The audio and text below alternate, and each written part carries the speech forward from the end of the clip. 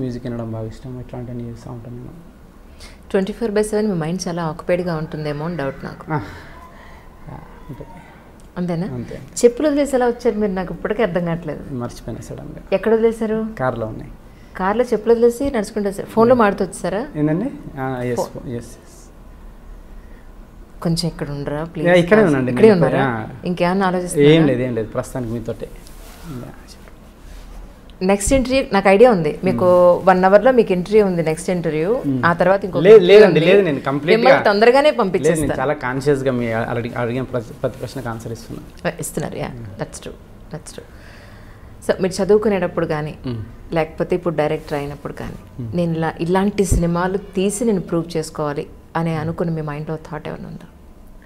నాకు యాక్చువల్గా అంటే ఫిల్మ్ మేకర్కి ఒక గొప్ప అవకాశం ఉంటుందండి. ఇప్పుడు ఒక 2.5 గంటలు ఆడియన్స్ని థియేటర్లో కూర్చోబెట్టి ఒక విషయం చెప్పడం అనేది. సో నాకు ఒక మిడిల్ క్లాస్ వాళ్ళకు లోపటున్న ఇన్హిబిషన్స్ కానీ, వాళ్ళు పడే కష్టాలు కానీ, అవి వాళ్ళకి ధైర్యం ఇచ్చే సినిమా తీయాలని ఉంటుంది.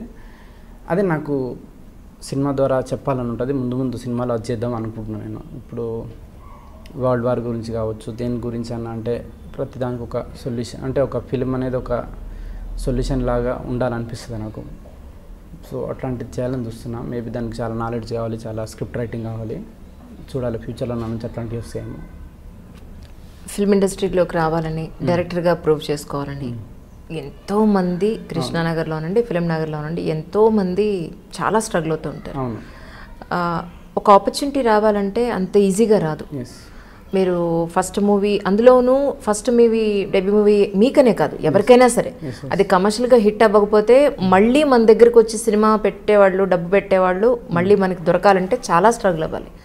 సో మీ విషయంలో ఏం జరిగింది అని అంటే మీరేం చెప్తారు?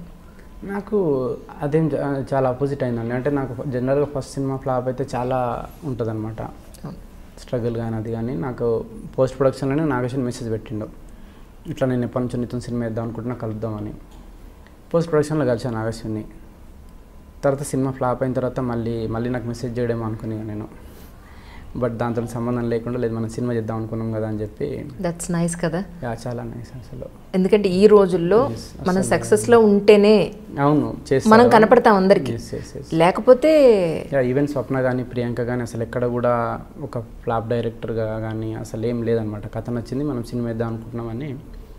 అంటే చాలా ఒక జాయ్ఫుల్ అట్మాస్ఫియర్లో జరిగింది షూటింగ్. ఎక్కడ కూడా షూటింగ్ డేస్ పెరిగినా, బడ్జెట్ పెరిగినా కానీ వాళ్ళ ఎక్కడ కూడా అసలు వాళ్ళ లోపల ఇరిటేషన్ కానీ అదేం ఉండకపోయేది అనమాట.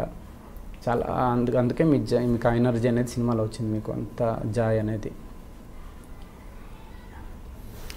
ఆయన చెప్పినట్టు నవీన్ పోల్శెట్టి గారు ఏమన్నారంటే, మేము 3 జాతిరత్నాలు వేరంటే అసలు మా డైరెక్టర్ సూపర్ జాతిరత్నం, మామూలు రత్నం కాదు అని. ఓకే. సో ఎందుకన్నారు అనేది ఇప్పుడు నాకు అర్థమవుతుంది. ఇంత రిజర్వ్డ్ ఉన్నారంటండి బాబు, అడిగిన దానికి ఇంత ముక్క చెప్తున్నారు. నేను ఇప్పుడు ఎవరైనా కొంచెం అడిగితే కొంచెం మాట్లాడాలి కదా, అసలు ఇంత అడిగితే ఇంకా ఇంత మాట్లాడుతున్నారు మీరైతే. అసలు చచ్చిపోవాలి మిమ్మల్ని ఇంటర్వ్యూ చేయాలంటే, మామూలు విషయం కాదు. లేదండి, మేము ఇప్పటికే చాలా ఇంటర్వ్యూస్ ఇచ్చినా, అందుకే. ఓకే, నేను అందుకే రిపీట్ అవ్వకుండా మాట్లాడుతున్నాను. మిగతా ఎక్కడా కూడా క్వశ్చన్స్ అన్ని కొత్తగా ఉన్నాయి. That's true.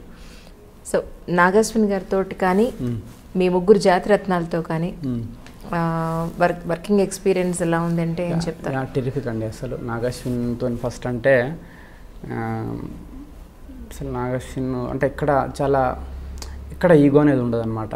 అంటే నేను ప్రొడ్యూసరు ఏదైనా నాకు ఇన్పుట్ ఇచ్చినా ఫైనల్గా నా డిసిషన్ అంటే మళ్ళీ నేను దాన్ని యాక్సెప్ట్ చేసినా కానీ వీడు నేను చెప్పినా కాబట్టి యాక్సెప్ట్ చేసినా లేదు నిజంగా వీనికి నచ్చే యాక్సెప్ట్ చేసినా అని చెప్పి ఆలోచిస్తాడు. మళ్ళీ నన్ను 10 సార్లు అడిగిపిస్తాడు వేరే వాళ్ళ నుంచి, లేదు నిజంగా నాకు నచ్చే యాక్సెప్ట్ చేస్తున్నాను నేను అని చెప్పి.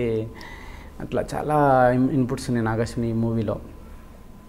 తర్వాత నేను చాలాసార్లు ఫోన్ చేసి థ్యాంక్స్ చెప్దాం అనుకుంటా, కానీ ఆ మూమెంట్ రానియడనమాట.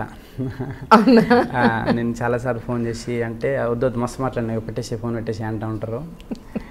సో ఇక నవీన్ రావుల దర్శి అంటే చాలా వాళ్ళతో మీకు డే 1 నుంచి చాలా ఒక ఫ్రెండ్లీ వైబ్ వచ్చేస్తుంది మీకు. ఎక్కడ కూడా చాలా మ్యాజికల్గా జరిగింది షూటింగ్ అంతా. ఒక్కొక్క డైలాగ్ ఈ చివరికి ఫోకస్ పుల్లర్ దగ్గర నుంచి లైట్ బాయ్ వాళ్ళకు కూడా డైలాగ్స్ అనేవి పట్టేటోళ్ళు అనమాట. వాళ్ళు అంతా ఎంజాయ్ చేసేటోళ్ళు షూటింగ్.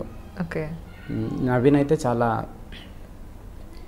రేపు షూటింగ్ అంటే ఈరోజు దాన్ని డిస్కస్ చేయడము, దాన్ని బెటర్ చేయడము, ఇంకెట్లా చేద్దాం ఇట్లా చేద్దాం అని చెప్పి నవీన్కి నిద్ర ఉండదు. రేపు షూటింగ్ అంటే చాలా నాకు నిద్ర ఉండేది కాదు. సో నేను ఫోన్ అప్పుడప్పుడు స్విచ్ ఆఫ్ చేస్తాను నేను.